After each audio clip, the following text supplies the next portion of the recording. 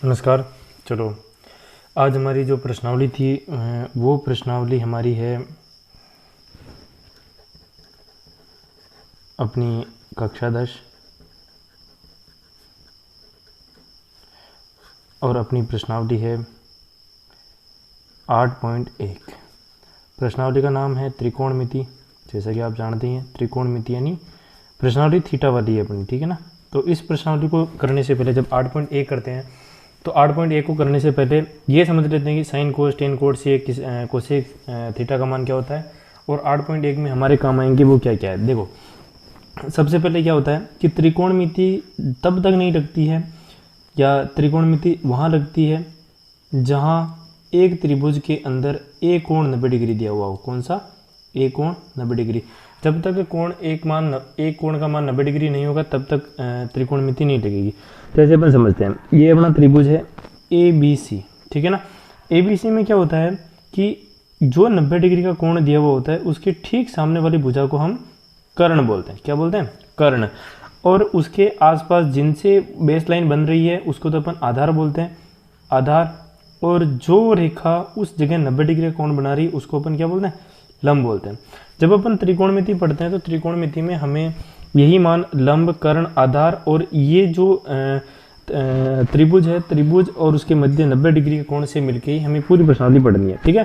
तो 8.1 जो प्रश्नावली है, 8.1 प्रश्नावली में हम ये चीज़ समझेंगे कि इस त्रिकोणमिति के अंदर किस तरह से इन कोणों का यूज होता है। जैसे कि देखते हैं अपन, देखिए अपनी 8.1 इस प्रकार होगी जिसमें अपने को क्या करना होगा, अपने को दो मान दिए हुए होंगे जो दो भुजाओं के मान होंगे, उसे अपने को तीसरी भुजा निकालनी है और तीसरी भुजा निकालने के बाद साइन और कोस के जो मान है वो अपने को निकालने हैं।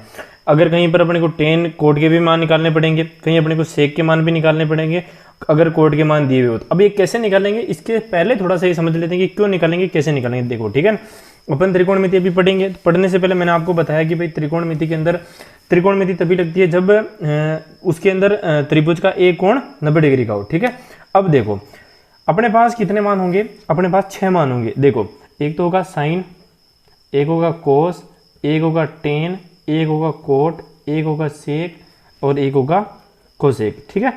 अब इस sine cos tan cot sec cosec में अपन लाल का वाले सूत्र को कैसे इस्तेमाल करेंगे वो भी अपन देखेंगे। उससे पहले ये समझ लेते हैं कि अपने को 8.1 में हर क्वेश्चन के अंदर अपने को दो मान दिए हुए होंगे। कितने मान दिए हुए होंगे? दो मान। या तो आपको लंब दिया हुआ होगा, या आपको आधार दिया हुआ होगा, या आपको कर्ण। इनमें अपने को दो मान दिए हुए होंगे, अपने को तीसरा मान ज्ञात करना होगा। अब देखो, अपने को जो दो मान दिए हुए होंगे उसे तीसरा मान कैसे ज्ञात करेंगे वो ये चीज देखेंगे आप लोग, ठीक है। अब देखो, अपने को यदि लंब और आधार दे रखा है तो कर्ण कैसे ज्ञात करना है, क्योंकि अपन जानते हैं कि भाई त्रिकोणमिति में क्या होता है, हमेशा 90 डिग्री के कोण, एक कोण, कोई भी कोण 90 डिग्री का कोण होता है। अगर किसी भी त्रिभुज में एक कोण 90 डिग्री का कोण हो और यदि दो भुजाएं दे रखी हो, तीसरी भुजा ज्ञात करनी हो तो उसे कैसे ज्ञात करते हैं? उसको ज्ञात करने का सूत्र होता है, या तो आप बोधायन प्रमेय लो। पिछली वाली अपनी जो किताब थी RBSc की, उसके अंदर अपने को इसका नाम बोधायन प्रमेय दिया था, लेकिन चूंकि अब अपने पास NCERT आ गई है तो उसमें इस बोधायन प्रमेय का ही नाम क्या है? पाइथागोरस प्रमेय है ना, पाइथागोरस। अब ये प्रमेय क्या कहती है ये समझेंगे।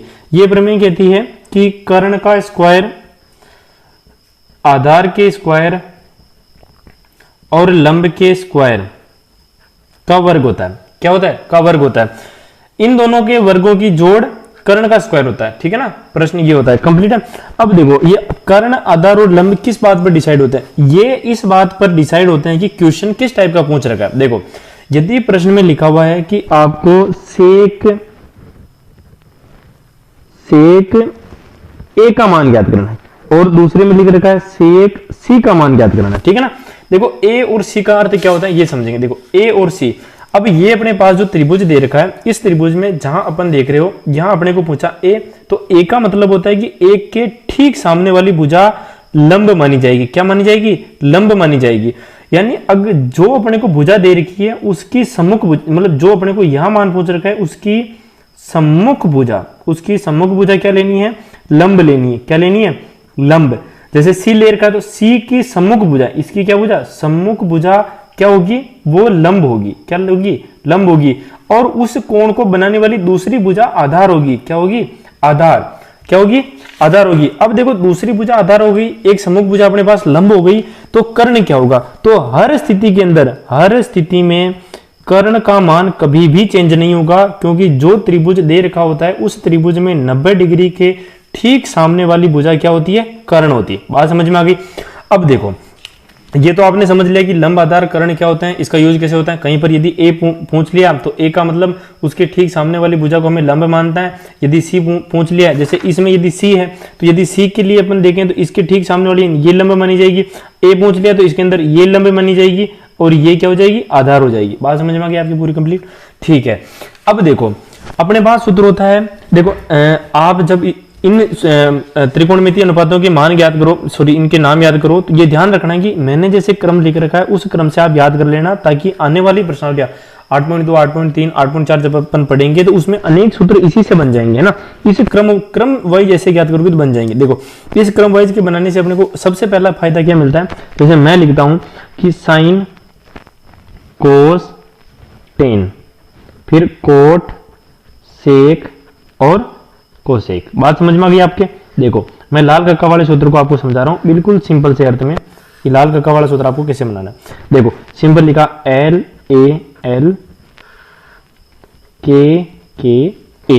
यदि इधर से पढ़ते हो तो साइन का मान होता लंब बटेवा कर्ण, कोस का मान होता है, कोस का क्या होता है, आधार बटेवा कर्ण, टेन का क्या होता है, लंब बटेवा आधार। अगर उल्टा पढ़ो, यहां से आप क्या पढ़ो, उल्टा, देखो इधर से पढ़ो तो इधर से देखो कोट का मान क्या होता है, आधार बटेवा लंब, से का क्या हो गया, कर्ण बटेवा आधार, कोसे का क्या हो गया, कर्ण बटेवा लंब। देखो यदि आपको याद नहीं रहता है तो आप इधर लिख लो आराम से भले। देखो साइन, साइन कोस